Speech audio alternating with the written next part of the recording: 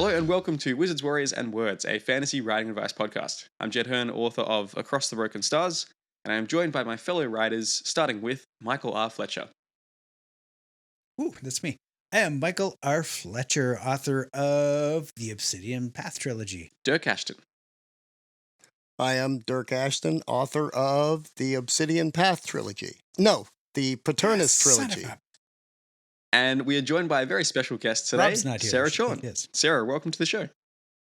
Hi, thanks for having me. No worries. Do you want to just introduce yourself quickly to our listeners/viewers? Yeah, I'm Sarah, and I edit a lot of stuff. Awesome. So that ties in very nicely to today's episode theme because we're going to be talking about how to edit your book. And then next week, we're going to be talking specifically about how to work with a freelance editor. And Sarah has done some editing for Mike in the past. Dirk, has she done any editing for you? I'm not sure. Not yet. Cool. Okay, well, maybe this is going to be an audition for Dirk's editing in the future.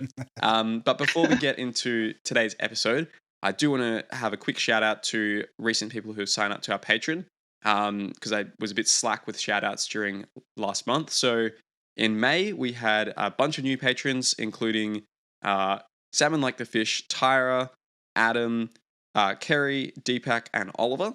And we have also had Jared on our Anchor supporter level as well for a long time. So thank you for helping to support the show. It's because of you that we've been able to hire a producer for this who has been improving our audio quality and creating those nice thumbnails. And yeah, it really just helps us improve the show. So if you want to check out the Patreon and get access to, at this stage, I think 3 full bonus episodes that are on there, go to patreon.com/wizardswarriorswords. And the link is also down below. So, editing. It's very, I guess, tempting to think that the most important aspect of your book is, the first draft when you're writing it through. But I think we can probably all speak to the fact that really a lot of the qualities of a story come through when you are refining it and editing it. And there's that Stephen King quote that good writing is rewriting. So kind of just to set the scene generally, I was wondering if everyone can go through and just discuss the different types of editing and the different maybe editing passes that you go through with your books. Dirk, do you want to kick us off? We're talking about self-editing at this point, right? Yeah. So next episode we'll talk about working with an editor. Yeah. Working with a professional editor. My first drafts are complete and total crap. I don't even call them a draft 1. I call it a draft 0. And my first book I wrote really slowly, and I would go back and rewrite a little bit every day before I moved on writing. And then so it took me 3.5 years to write a book. Book 2 and book 3 of the Paternus trilogy, I learned that it was much more productive if I just forced myself to keep writing, even if there were typos, and just hit a certain word count a day. For me, it was like I was happy with 500, and then I got fast enough to do 1,000, and now I'm doing about 1,300, which is very slow compared to a lot of my friends, like Mike Fletcher. But and that's in 2 to 4 hours. I'll do that depending on the day, and then I try to just finish. Sometimes I'll have to stop and re-outline, maybe change a few things, and then just keep going until the first draft is done. And then John Grisham also had a really great quote. He said, "I'm a terrible writer, but I'm a pretty good rewriter." So when people say they're editing their first draft, I'm like, you're not editing. Maybe you are if you're good, but if you're me, you're not editing. I'm not editing. I'm rewriting. And that to me is there's a big difference. I go back and rewrite everything all the way through. And I'm doing some corrections and things, but I'm changing the prose all over the place. And that's more than editing as far as I'm concerned. Changing beats, maybe even moving chapters back and forth or parts of chapters around a little bit. And that's a rewrite. Then I have a first draft. And and sometimes it's ready at that point to go to a proofer or editor, usually an editor and then a proofer, but I use people that kind of do both. But I continue to rewrite, even through that process, which is why usually my books have to be fixed a lot after they even get released. So that's basically my process. Nice. So if you were to compare, like, let's take the length of time it would take to write a first draft for you. How long does the editing process take in comparison to that? Is it like quicker than writing your first draft? Is it shorter? Oh yeah. A lot Yeah, quicker? it's probably, if it takes, I wrote book 2 really pretty quickly, even though it took me over a year to get it done and out. I didn't write that whole time. So it took me actually about between 3 and 4 months writing every single day to pretty much complete that book. The draft 0. Mhm. But the rewrite only takes 3 to 4 weeks at the most, depending. Book 3 took a lot longer because that book was like 100,000 words longer.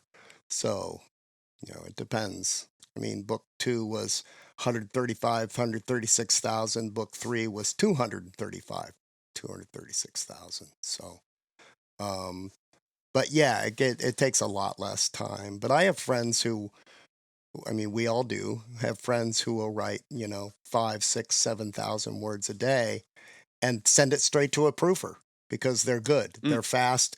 I've always thought fast meant, you could have good, fast, and cheap, but you can't have all three.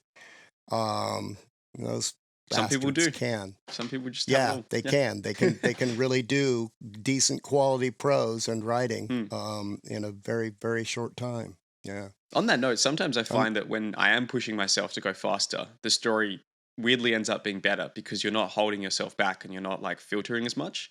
Yeah. So you kind of allow yourself to reach that more creative spot. So yeah, like fast. And I'm always shocked. Yeah, and I'm actually always shocked when I go back. I'm like, this is not that bad. I mean, the tweaks that I have to do to it are just not as bad as they were. And a lot of times, because of deadlines and stuff, I just, and even the big writers, I've seen them say, sometimes you just have to say it's good enough. You can have your few beautiful prose moments, but, it doesn't all have to be that way. So just keep going. As long as it's telling the story and it doesn't suck, then, just keep cruising along. Unless you're Fletcher, and then it's all like some beautiful, ungodly, gorgeous prose and all of it. Well, every speaking single of Mike, word. why don't you Handcrafted poetry. with loving care. Mike, why don't you share what your editing process looks like? All right, it's for me, it's evolved a bunch over the years. My first book, like completely rewrote several times. Me too. Tons of editing, shifting chapters around, all that crap. The last book, the first draft wasn't massively different from the final thing. I think I've got a bit better at catching the bad stuff on, as I'm going, which slows things down a little bit, but not that much. I still end up doing like self-editing, probably 7 or 8 passes. So by the time I reach the end of the first draft, I've got a pile of notes where I sort of decided something needed to happen earlier. So I'll go back right in those scenes that I sort of like skipped the first time. Then there'll be a pass where I look for crutch words and sort of weak phrasing and stuff. There'll be a couple of passes where I just sort of just look for spots where it's heads talking, and I've sort of forgotten to like build the scene a little better. So I'll fix scene setting stuff. The last 3 passes are really just a focus on tightening individual sentences, looking for extraneous words, where it's like, oh, he listened with his ears, kind of, shit like that. As opposed to listening with his that stuff that nose? Yeah. Mm-hmm. Yeah, that stupid stuff that sneaks past you. That and Sarah recently, still finds, I'll bet. Oh yeah, Yeah, I do. yeah, for sure. And the very last pass now for me is I get Microsoft Word to read the book to me, Yeah, me too. and I read along as it's going. Really, you do And that? Do that has that good the been whole feature. manuscript? It's so good. yeah, the entire book. And Wow. I catch so much stuff. And often it's like because it's fantasy, right? We're making up names all the time. And you get used to hearing the narration pronounce it a certain way, and then when it says something a little different, you're like, what the fuck was that? And it sort of jolts you, and you realize that you just misspelled like this one made up word one Right. time. So like for stuff like that, it's really useful. Isn't it? And just Is it catching all painful? the little stuff. Is it painful? No, No. it's I set it to run like fairly quick. Mm. So it's reading fairly quickly, and I read along like visually as it's going. It's not at all painful. It's kind of nice. It's probably my favorite editing pass now. Huh. Yeah, me too. I do the Cool. same thing, and it's great. Like it's so, yeah, it's so like kind of relaxing when you sort of slip into the trance state, and then you're just having the story being read to you, and it feels like it's not exactly coming from you anymore. It feels like it's sort of coming from someone else, which is really good for getting that mental clarity about it. But of course, you can still edit and change it, which is kind of the best of both worlds. I do the read aloud pass. I do that too, Well, but I it's did good with to have book both. I one. think. Yeah. Yeah, Mike, how long do those phases take you? it's a good question. Because that's a lot of rewriting Um, passes or editing yeah, passes. some of them I can rip off in a day or two. The longest ones might take a week, but certainly like from finished first draft, within a month from that, I have something that's ready to send to Sarah. Okay. Nice. That is pretty quick. Yeah. Sarah, what about you? What does your editing process look like for your own books? Uh, it's changed a lot, and I think it's changed a lot because I'm an editor. I used to turn it off, and it was a lot easier to turn it off. So I'd have my first draft, and I wouldn't let myself go back and change anything at all, period, until the end of it. And then I would kind of turn the editor back on, and I'd go to the beginning, and I'd start working through it again from that perspective. I'd do that maybe once or twice, and then I'd send it to my editor. Um, the thing that's changed is I can't turn it off anymore. And then, so I will spend an entire day looking at one sentence and just like something is off here and I'm so close to it, I can't figure it out. So, to stop that from happening, I started this beta readers group with these 6 poor souls who take pity upon my madness. And, and they let me take my shit and throw it on the wall in there, and then we all look at it and figure out what is bothering Sarah, and then I can move on with my life. So that's cut down that editing phase by like 70%. Wow. So it's been, I really, really get lost in the weeds of my own design. So yeah, that has helped a lot. It's helped a lot to have a wall there between me and all of that. And so I do that as I write now. So I just kind of have accepted editing's part of what I do. So I write and I do that at the same time. And then honestly, by the time I'm done with that draft, I'm usually ready for my editor. So I kind of do it all as I go, I guess now, versus doing it in phases. It just seems to work better for me. I'm Do curious, you is find that it group with beta readers, is that other authors? Are those just readers? Like how did you kind of form that group? So it's about half and half. I have a few authors in there, and then I have two two bloggers, and then just a few. I think two are readers. I don't ask me to do math when I'm a little bit big. Anyway, about half of them read and half of them write, and that is that. So it's helped a lot. The authors focus on very different things than the readers focus on, and between the two, they usually have figured it out. So I can kind of see what's bothering me, but I'm too close to see it, if that makes sense. Sure.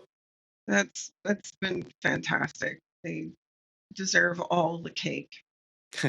How did you kind of go about creating that group? Because I know a lot of people email in the show sometimes asking like, oh, how can I, get feedback on my writing, or how can I set up beta readers? And I think a lot of people struggle to create that when they're starting out. So do you have any advice for those people?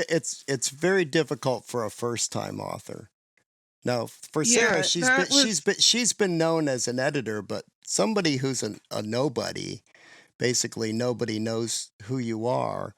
This is one reason that it's good to get involved with groups like Fantasy Faction and Grimdark Fantasy, and well, because if you're an author, like for me, it was really easy. I looked at the three people who seemed to like my stuff the most and said, "Hey, do you want to be part of this little secret group?"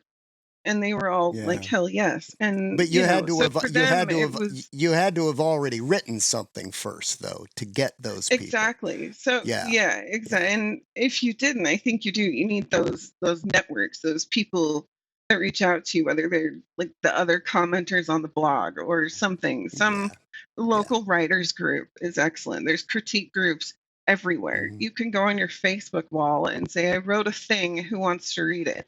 And Hmm. like maybe half of them will actually read it, and half of the people who actually read it will have something good to say about it. And you talk to those people, the people who Hmm. seemed like they knew what you were asking and could talk about it. But yeah, it's all about networking. Another website that I used Yep. back in the day, which is useful for people who don't have that network at the start.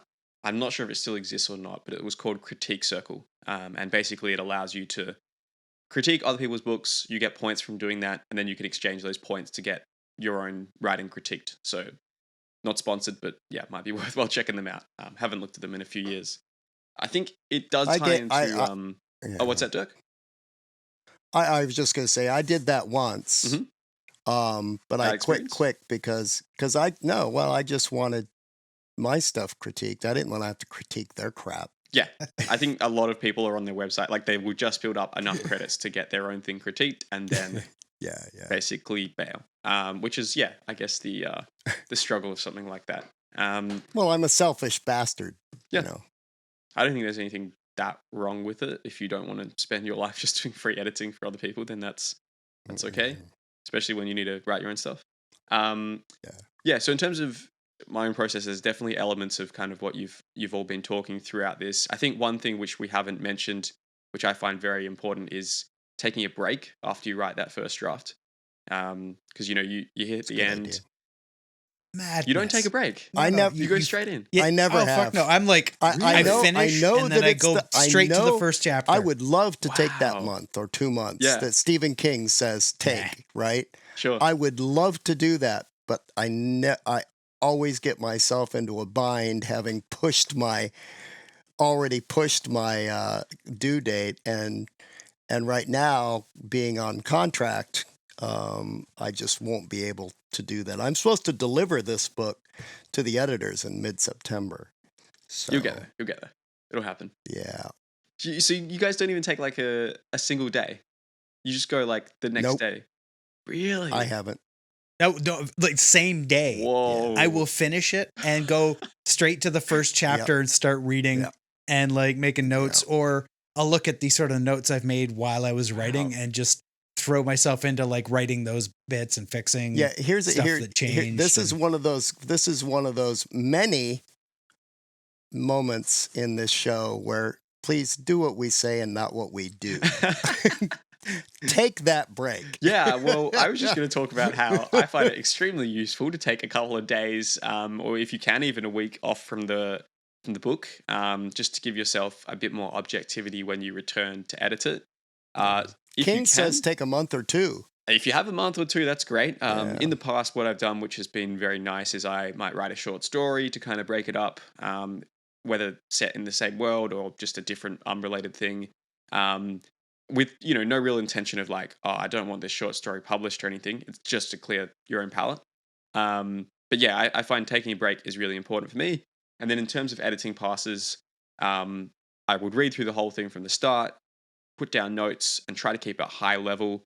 It's very easy when you're doing that initial edit to start like tweaking, sentence structure and refining your prose. But what I found, at least, is that the times I've done that, it's then made it very painful when I've needed to cut bits later. And I wish I'd just read through the whole thing, realized, oh, okay, this scene needs to go. I need to write this other scene here. And then you can cut it without feeling guilt or angst, as opposed to spending, like 100 hours refining all the prose and then realizing, oh, this thing needs to go. Yeah. So I think after a while the objectivity comes more quickly, because yes, agreed. The first book, it was hard to cut stuff. Then each book that I've written, it's become a lot easier to just, it doesn't work. I don't become as attached as I did. I think in general, in my experience, editing has become easier and easier the more books I've written. Because you just start to develop like that pattern recognition of knowing, okay, this scene feels right, this scene doesn't, because you've just done it a lot. And in general, like what you were saying, Mike, the first book I wrote, I probably rewrote that, like actually just deleted the whole thing and rewrote from the start 2 or 3 times. Whereas my current books, because I outlined them and have had the experience of writing a few things before, the final product is a lot closer to what that initial outline was intended to be. So I think, that is somewhat heartening if you were starting out and editing a book for the first time, is it does, generally speaking, get a bit easier, at least in my experience. Your mileage may vary. So once I've kind of done that initial read through, that's when I'm asking myself, what do I need to cut? What do I need to add? And again, it's very important to have that objectivity so that you do feel okay about like cutting a 10,000 word section out of your book, and forcing yourself to write, something else to replace it. And then, once I'm kind of pretty happy with that overall structure, that's when I would start doing those smaller level fixes. I'd read it aloud to myself. I would get Word to read it aloud. Sometimes I would even change the font as well, just to, again, make it look like I haven't written this thing. Because if you've been staring at Times New Roman for the last 300 hours you've worked on this thing, and all of a sudden you come along and change it to Arial or something else, it is a subtle shift, but it does help you kind of see it through fresh eyes, I've found. And can sometimes pick up errors where like there were spacing issues that the font was disguising, or little things like that. And then, in terms of like the different editing passes to go through, I don't really have like a specific list, but it kind of depends on what the story needs. I find that the ones that are the most useful are trying to replace generic descriptions with specific things. In early drafts, I'm sure we can all speak to this, there's a lot of people raising their eyebrows or sighing or rolling their eyes and, these kind of very crutch descriptions. And it's really good to kind of, there we go. Dirk just did pretty much all of them in one. That was pretty impressive. That acting skill coming in handy. Throw in a shrug for us too. A resigned shrug and an angry gleam in his eyes as well. That's one I've found myself overusing. So going through, trying to replace those with way more interesting and specific and character-driven descriptions is very useful. I think narrowing eyes and jaw slack, mouth hanging open are the only descriptions anyone ever needs. And you would probably know that if you've ever read any of my books. No. So you go the opposite approach. You go for like a minimal description toolkit. Just use the same descriptions for everything. A character's at a makes funeral. It easy to read. Makes it easy to read. It makes it easy to read. That's it. Makes it very digestible for the readers, which is what you want to do when you're trying to write a book. I'm surprised Sarah isn't vomiting right now. Internally screaming. I mean, that's not one of the descriptions you just described, Rob. She can only choose between, what is it? Gaping, narrowing her eyes, or shrugging. Those are the only ways she can. Well, there is a lot of shrugging. Yeah. I go, one thing I wanted to bring up, because Mike mentioned it, is that when I'm writing a first draft or a draft 0, I do keep a list of things that I know I want to go back. It's my rewrite list. Yeah, same. So things that I know I'm going to need to go back and look at, or go change the description of the ship at the beginning to a galleon and not a this. Insert But I'm foreshadowing not so going to. this I'm scene not. makes I'm sense. Yeah. I'm not going to go back and do that now. I'm going to do that in the rewrite. Mm. Right. So yeah, there are things. I leave myself like helpful notes like make this suck less. Yeah. Yeah, there are. Yeah, I do keep a list, and it can be it can become fairly long, and it's everything from look for too much use of this, which is kind of generic and flows from book to book, to very specific things about that story. Make this character more of a paternal character, right, and less of just kind of a cardboard. Make silly, little things like that that can be tweaked in descriptions and their reactions and how they speak. Some things like that. So yeah, that's a very good practice to get into. List because Mike mentioned that he had a list of things that he knew he wanted to go back to. I think the most useful Sarah, thing about that. Oh yeah, Sarah, do you do the same thing? Do you do things like that? Kind of. I try not to give myself many opportunities to really dwell on things because I will die editing one sentence in my manuscript. So I try. That's why I put it in a list so I can put it out of my head. So yeah, well, so I make a list and then I think I could either deal with this now, or I could do it for like 10 years and start, it's just going to be, so I just do it now. If I think this should go on a list, then I say, no, this will not go on a list. You will never, ever see anything but this list. And I just deal with it. So no list. Some of the best advice I ever got was from the chair of my department when I was writing my dissertation for my PhD. And I was talking about the things I wanted to do with it. And he's like, okay, I understand. You want to make this good. And he said, I said, I really want to make this good. He said, remember that done is good. So that helped. Those are some words of wisdom. That has helped me a lot through fiction writing since then. That's kind of prompted an interesting thought. What, for Mike and Sarah, what is the single best piece of editing advice that someone's ever told you over the years?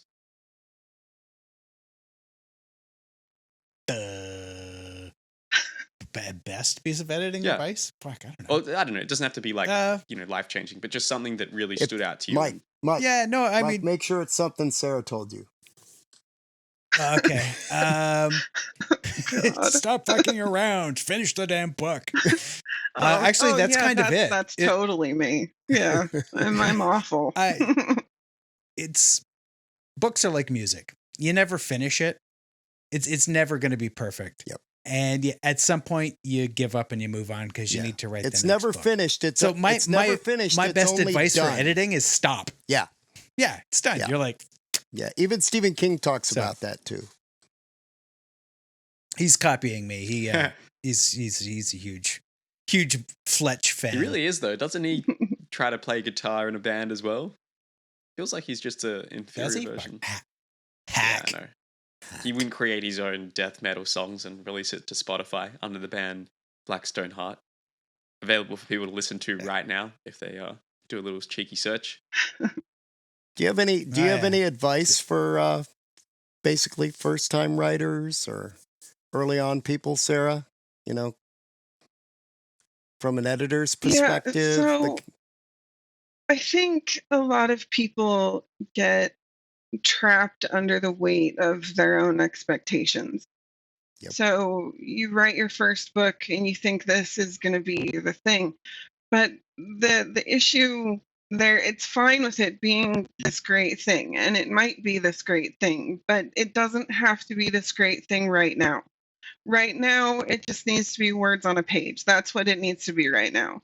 So what I see a lot of are people who stop writing too soon And usually when I talk to them, the reason they've stopped writing isn't because they can't really see where the story's going or anything like that. It's because they don't think the book is good enough to keep going.